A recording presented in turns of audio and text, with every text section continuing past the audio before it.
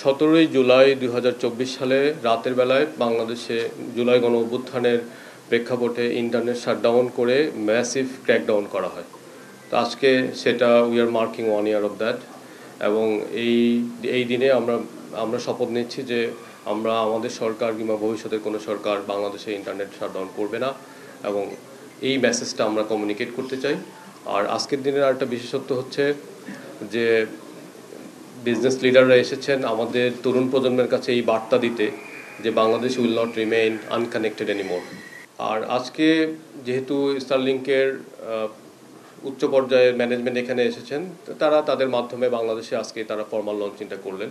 এর আগে একটা সফট লঞ্চ হয়েছে, সেটা আপনারা জানেন যে অর্ডারটা নেওয়া হয়েছে, কিন্তু এখন কিটগুলো ডিশগুলো ডেলিভার দেওয়া শুরু হচ্ছে আর কি। So this is a official formal launch you can say. এটা নিয়ে তো ইনভেস্টিগেট হচ্ছে, এবং তৎকালীন আইসিটি মন্ত্রী উনি জেলে আছে, বিচারাধীন একটা বিষয়। সো আমরা জানি যে তাদের প্রত্যক্ষ নির্দেশে হয়েছে, এবং যারা স্টেক হোল্ডার তৎকালীন স্বৈরাচারী সরকারের প্রধানমন্ত্রী সহ বিভিন্ন মন্ত্রী পর্যায়ের লোকজন তারা জেলে আছে, তাদেরকে একাধিকবার তাদেরকে রিমান্ডে নেওয়া হয়েছে। এই বিষয়গুলো সেখানে নিশ্চয়ই আসবে। এই ধরনের কোনো আশঙ্কা আমরা করি না, কারণ ওই ডিভাইসে কী আছে সেটা আমরা জানি। একটা ডিশ আছে আর একটা রাউটার আছে, ঠিক আছে। এটা আর যেহেতু একটা এডিশনাল রাউটার আছে এবং একটা ডিশ আছে, তো সেই জন্য এটার দামটা একটু বেশি পড়ছে। কারণ হচ্ছে আপনার হাতে যে মোবাইলটা আছে সেই মোবাইলটার দাম অনেক ক্ষেত্রে এর চেয়েও বেশি। তো স্টারলিংকের মডেলটা হচ্ছে যে আমাদের যে কমিউনিটি সেন্টার আছে, গ্রোথ সেন্টার আছে, আমাদের বিভিন্ন হাট বাজার আছে বা কোওয়ার্কিং যে আছে, তারা একটা ডিশ ব্যবহার করে তারা নিজেরা লোকাল একটা নেটওয়ার্ক তৈরি করতে পারবেন, ইন্টারনেটটা শেয়ার করতে পারবেন। সো এটা আমি মনে করি না যে একেবারে ব্যক্তিকেই ইউজ করতে হবে। ইমাজিন বাংলাদেশের বহু রিমোট মোবাইল টাওয়ারে যেই পরিমাণ টোটাল ইফেক্টিভ ইন্টারনেটটা দেওয়া হয়, স্টারলিংকের একটা ডিশ এককভাবে সেই 300 থেকে 500 Mbps স্পিড দিতে অফার করতে পারে, এবং যেটা অনেকের মাধ্যমে শেয়ার করতে পারবে। সো আমরা যদি শেয়ারিং বা অন্টারপ্রেনিউরাল চিন্তাভাবনা করি উদ্যোক্তাদের দিক থেকে, তাহলে এটা আসলে খুব বেশি দাম বেশি বা ইত্যাদি বলার সুযোগ নেই। কারণ এখানে ডিভাইসের বাইরে বেশ কিছু এলিমেন্ট দিচ্ছে।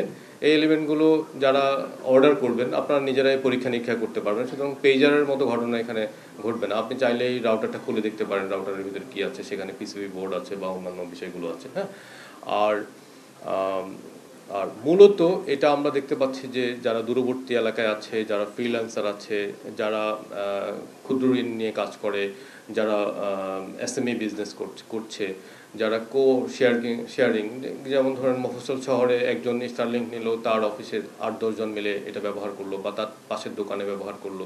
সো আমরা এটা উদ্যোক্তা মডেলের চিন্তাভাবনা করছি। ব্যক্তি এবং স্থান, শহর এবং গ্রাম, পাহাড় এবং সমতল, স্টারলিংক এসব নিরপেক্ষ। অর্থাৎ ঢাকায় যেই সেবাটা পাওয়া যাচ্ছে এই গ্রামে, সুনামগঞ্জের হাওড়ে কিংবা খাগড়াছড়ি গ্রামে কিংবা পটুয়াখালী দ্বীপে কিংবা আপনার উপকূলীয় অঞ্চলে সব একই ধরনের সেবা পাওয়া যাবে। 4টা কোম্পানির মধ্যে আরেকটা কোম্পানির সাথে আমরা আলাপ করেছি, সেটা হচ্ছে ওয়ানওয়েভ। তো ওয়ানওয়েভের বিষয়টা হচ্ছে যে ওয়ানওয়েভ বিজনেস টু বিজনেস, তারা কনজিউমার লেভেলে বিজনেস করেন আর কি। হ্যাঁ, অর্থাৎ স্টারলিংক যেরকম কনজিউমার ফোকাসড কিংবা both business to consumer, business to business focus, OneWave হচ্ছে মূলত বিজনেস টু বিজনেস ফোকাস। তো সেক্ষেত্রে তারা সম্ভবত তারা গ্রোথটা দেখবে, স্যাটেলাইট ইন্টারনেটের মার্কেটের গ্রোথটা দেখবে এবং সেভাবে ধীরে ধীরে রেসপন্স করবে। তবে দে আর হাইলি অপটিমিস্টিক। আজকে তরুণরা সবাই এন্টারপ্রেনিউর উদ্যোক্তা হতে চায়, এবং ইলন মাস্ক পৃথিবীর সর্বশ্রেষ্ঠ উদ্যোক্তাদের একজন। তো এখন যেমন ধরুন আমাদের ডান পাশে আছেন আমাদের ডাক ও টেলিযোগাযোগ সচিব আছেন। তো আমাদের টেলিযোগাযোগ মন্ত্রণালয়ের অধীনে আমাদের সাবমেরিন কেবল কোম্পানি আছে, সেখানে 200 গিগ তারা অলরেডি কিনেছে। সো এটা এফডিআই এর মাধ্যমেই কিনছে। সো এফডিআই অলরেডি আসা শুরু হয়েছে, এবং আমি মনে করি যে স্টারলিংকের আসার মাধ্যমে বাংলাদেশের যে ইজ অফ ডুইং বিজনেস অর্থাৎ ব্যবসা সহজীকরণ যে সূচক, এই সূচকে আমাদের ব্র্যান্ডিং ভালো হবে, এবং আরও অনেক কোম্পানি যেমন পেপ্যাল নিয়ে আমরা কাজ করছি, আমরা স্ট্রাইপ নিয়ে কাজ করছি।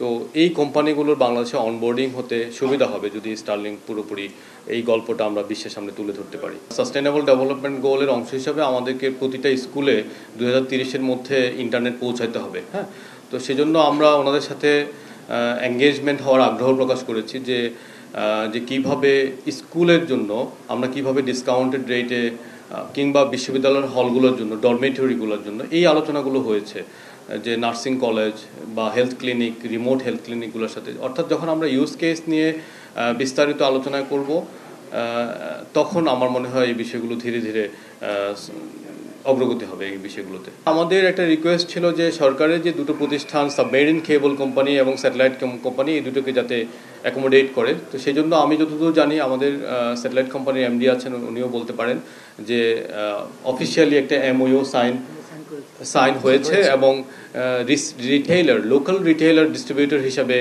বাংলাদেশ স্যাটেলাইট কোম্পানি এখানে পারফর্ম করবে।